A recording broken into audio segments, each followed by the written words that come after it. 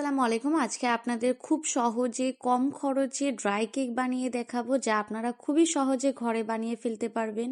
খুব সহজভাবে দেখাবো যেন আপনারা বুঝতে পারেন এবং ইজিলি বাসায় তৈরি করে ফেলতে পারেন। আপনাদের সুবিধার্থে ডেসক্রিপশন বক্সও লিখিয়ে দিব। প্রথমে নিয়ে নিব 2টো ডিম, নিয়ে নিব হাফ কাপ চিনি, 1/3 কাপ রেগুলার খাওয়ার তেল, আর নিয়ে নিব 1 চা চামচ ভ্যানিলা এসেন্স। এখন সবকিছু দেওয়া হলে আমি ভালোভাবে বিটারের মাধ্যমে মিক্স করে নিব। যদি বিটার না থাকে তাহলে হ্যান্ড মিক্স করতে পারেন, কিন্তু অনেক সময় লাগবে। আর অবশ্যই কিন্তু সময় নিয়ে করতে হবে যেন চিনিগুলো ঠিকমতো গলে যায়। আমি মিডিয়াম রেঞ্জে রেখে তারপর বিট করতেছি। তো বিট করার প্রয়োজন নেই, জাস্ট চিনি গলা পর্যন্ত বিট করতে হবে। এখন আমি শুকনো উপকরণগুলো দিয়ে দিচ্ছি। অবশ্যই চেলে ব্যবহার করতে হবে।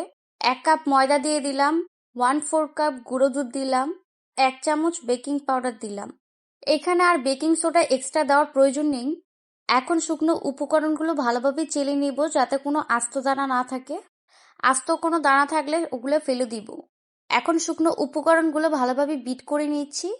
চারপাশ ছড়িয়ে গেলে স্প্যাচুলা দিয়ে ঠিক করে বিট করে নিব। বেশিক্ষণ বিট করার প্রয়োজন নেই, জাস্ট মিক্স হয়ে গেলে উঠিয়ে নিব। বিট করার মাঝখানে আমি 1 চামচ লিকুইড দুধ দিয়ে দিব। দুধ দেওয়ার পর আমি হালকা একটু বিট করে নিচ্ছি। অবশ্যই খেয়াল রাখতে হবে যেন ব্যাটারটা পাতলা না হয়ে যায়। আমার বিট করা শেষ, দেখেন কত ঘনত্ব হয়েছে। ঠিক এমনই ঘন রাখতে হবে। এখন আপনাদের সুবিধার জন্য আমি একটু স্প্যাচুলা দিয়ে দেখাচ্ছি কত ঘন হয়েছে। এখানে আর কোনো প্রকার লিকুইড কিছু ইউজ করা যাবে না। এখন আমি এই টাইপের একটা মোল্ড নিয়ে নিলাম। মোল্ডটার সাইড 8 থেকে 10 ইঞ্চির মধ্যে আছে। প্রায় 1 পাউন্ডের মতো কেক হবে। এখন আমি মোল্ডের ভিতরে পেপার বিছিয়ে একটু হালকা তেল ব্রাশ করে নিয়েছি। বেটারটা আমি মোল্ডে ঢেলে দিচ্ছি, কিন্তু পুরোটা ঢালবো না। আমি অর্ধেক দিয়ে দিয়েছি। এখানে আমি কিছু বাদাম ব্যবহার করব। তার আগে আমি কেকটা চারপাশে সেট করে নিচ্ছি। এখানে আমি চীনা বাদাম, পেস্তা বাদাম, কাঠবাদাম, এক কথায় সকল প্রকার বাদাম দিয়ে দিচ্ছি। এতে করে টেস্টটা ভালো আসবে। আপনারা চাইলে এখানে ফ্রুটি টুটি ইউজ করতে পারেন। যদি আপনারা বাদাম পছন্দ না করেন তাহলে আপনারা স্কিপ করতে পারেন। আমি বাকি ব্যাটারটা ঢেলে দিচ্ছি। ব্যাটারটা ঢালার পর চারপাশে আমি সুন্দর করে ছড়িয়ে দিব যেন সব জায়গাতে কেকটা সুন্দরভাবে সেট হয়। আমি যেভাবে করতেছি আপনারা যদি সেম ভাবে করেন অবশ্যই সুন্দর এবং পারফেক্ট হবে। স্প্যাচুলা দিয়ে চারপাশে ছড়িয়ে দিচ্ছি। মোলটাকেও একটু বাঁকা করে চারপাশে ছড়িয়ে দিলাম। তারপর আমি আবার কেকের উপর কিছু বাদাম ছিটিয়ে দিলাম। আগের তুলনায় এখন আমি বাদামটা একটু বেশি দিয়ে দিব। আমার বাদাম দেওয়া শেষ। এখন আমি ওভেনটাকে প্রিহিট করতে দিয়েছি 10 মিনিটের জন্য। যদি চুলায় দিতে চান অবশ্যই একটা কড়াইতে স্ট্যান্ড ব্যবহার করে প্রিহিট করে নেবেন 10 মিনিটের জন্য। দেন ঢাকনা দিয়ে ভালোভাবে ঢেকে দিবেন।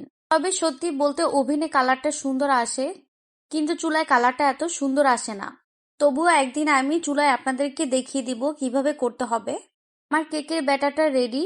আর এদিকে 10 মিনিট প্রিহিট করতে দিয়েছি, সেটাও হয়েছে।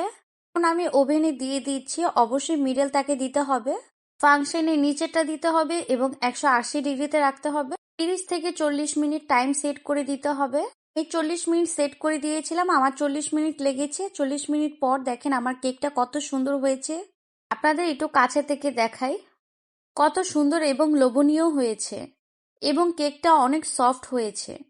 আপনাদের একটু কেটে দেখাচ্ছি আমি। দেখেন ভিতরটা কত পারফেক্ট ভাবে কেকটা তৈরি হয়েছে। আমার 40 মিনিট সময় লেগেছে, আপনাদের 30 মিনিটও লাগতে পারে অথবা 50 মিনিটও লাগতে পারে। এক একজনের ওভেন এক এক রকম, তার জন্য কত সুন্দরভাবে কম খরচে তৈরি হয়ে গেল ড্রাই কেক। আপনারা অবশ্যই বাসায় বসে ট্রাই করবেন এবং বাচ্চাদেরকে বাহির থেকে না কিনে বাসায় বানিয়ে দিতে পারবে। আল্লাহ হাফিজ।